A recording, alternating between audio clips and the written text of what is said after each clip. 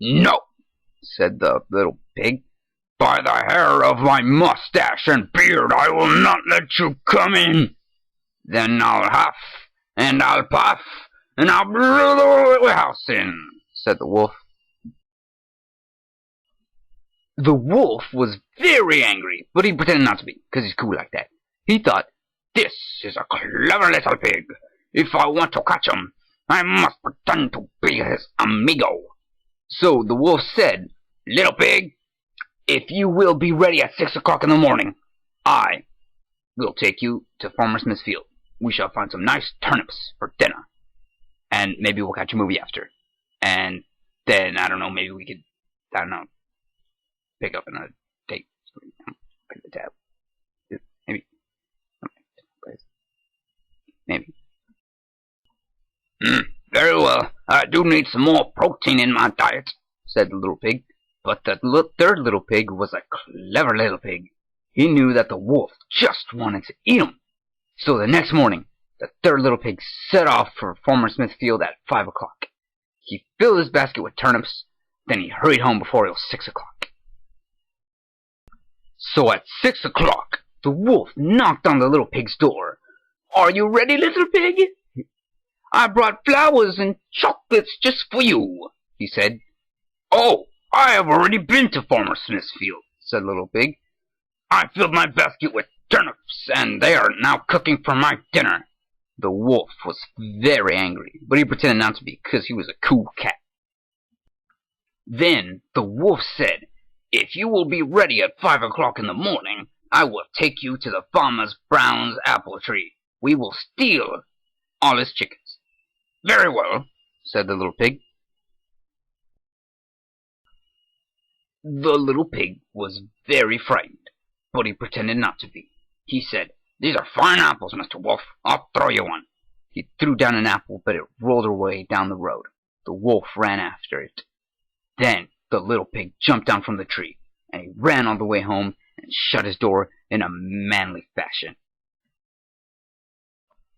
The wolf was very angry, but again, he still pretended not to be, because I guess he's an actor or something? I don't know. Anyway, he went down to the little pig's house and knocked on the door. "Little pig," he said, "if you will be ready at 4 o'clock this afternoon, I will take you to the fair. We will have some fun on the swings and roundabouts and caramel popcorn and carnies and one-legged people and stuff." "Very well," said the little pig. So at 2 o'clock, the little pig set off for the fair. He had great fun riding on the swings and roundabouts and merriment and making fun of the one-eyed people. Then he bought himself a buttered churn. It looked like a big barrel, but it was butter, I guess. As the little pig was going home, he saw the wolf coming up the hill. Little pig was very frightened, so he jumped inside his barrel butter churn made of butter churn and mustache hair of sweat.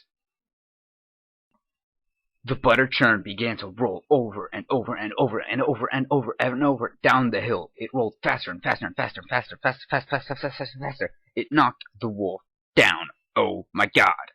The wolf did not know what hit him. He was so frightened that he ran away as quickly as he could. Scared cat. Little pig jumped out of his butter churn and carried it home on his muscles. The next day, the wolf came and knocked on the little pig's door.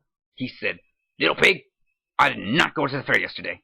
A great big thing came rolling down the hill and knocked me over." "Ha ha," said the little pig. "That was me inside my butter churn of manliness."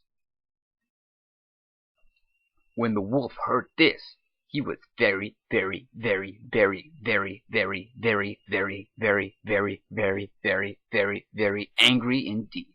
He said, "Little pig, I am going to eat you now. I'm going to climb down your chimney, reach down your throat, pull out your heart, and then live in your skin."